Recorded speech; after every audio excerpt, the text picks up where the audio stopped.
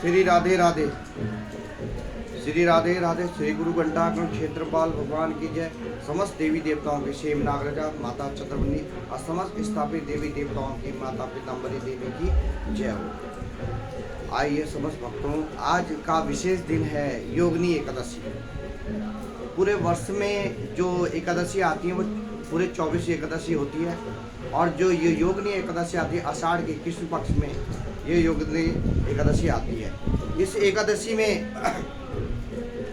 इस एकादशी से के व्रत तीर्थ करने से ये लोग भी तरता है और परलोक भी तरता है।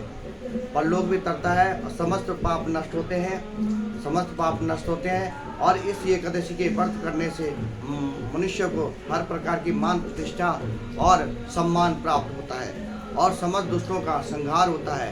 इस एकादशी के व्रत करने से किसी के विवाह में कोई अड़चन आ रही है, किसी के नौकरी चाकरी में कोई अड़चन आ रही है, कि किसी के घर में कोई किया कराया कोई भी तंत्र मंत्र आदि हो, और इस व्रत के करने से मनुष्य के समस्त पाप नष्ट हो जाते हैं और समस्त नजर दोष आदि समस्त नष्ट हो जाते हैं। इसलिए इस एकादशी का व्रत का बड़ी ही मान्यता है और इस व्रत को हर मनुष्य को करना चाहिए। और इस व्रत से, क्योंकि ये कृष्ण आषाढ़ मास की कृष्ण पक्ष को ये योगिनी एकादशी आती है, इस योगिनी एकादशी से भगवान विष्णु माता लक्ष्मी समस्त प्रसन्न होते हैं और इससे समस्त पापों का नष्ट होता है, भक्ति प्रदान होती है, ठाकुर की सेवा होती है, राधा रानी की सेवा होती है, समस्त देवी देवताओं की सेवा होती है और भक्ति का जागृत होती है। जब मनुष्य के शरीर में पाप छल कपट आदि रहेगा और वो इन व्रतों को करेगा, ये व्रत उसको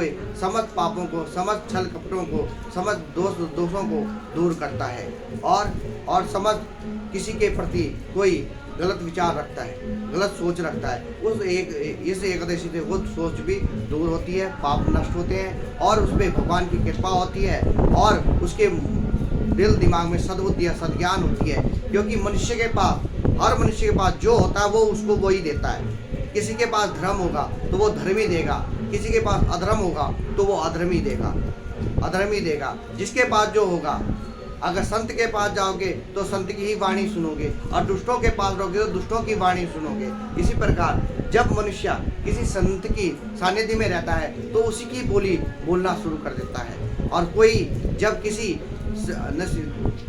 दुष्टों के सानिध्य में रहता है तो उसी की वाणी, उसी के विचार, उसी का खान पान उसके अंदर प्रवेश करता है और उसकी बुद्धि को भ्रष्ट करता है, और जिससे उसका समस्त जो पुण्य उसने कभी अर्जित किया था वो पुण्य भी उसका नष्ट हो जाता है। और जब मनुष्य का पुण्य नष्ट होता है तो उसका अंत का समय आ जाता है। इसलिए मनुष्य को हर समय सद्बुद्धि सद्ज्ञान देना चाहिए, कभी किसी को दुर्भावनाएं दुर्विचार नहीं बोलने चाहिए। और इसलिए एकादशियाँ, ये साल भर की जो 24 एकादशी आती हैं, ये इसीलिए आती हैं मनुष्य भक्ति में ठाकुर की सेवा में लगा रहे, और ठाकुर की सेवा में जो लगता है वो ये लोक और परलोक दोनों उसके सुधरते हैं, और उसको जब तक इस लोक में रहता है उसकी मान प्रतिष्ठा बढ़ती है और उसको ज्ञान की प्राप्ति होती है और अंत में उसे मोक्ष की वैकुंठ धाम की प्राप्ति होती है। श्री राधे राधे।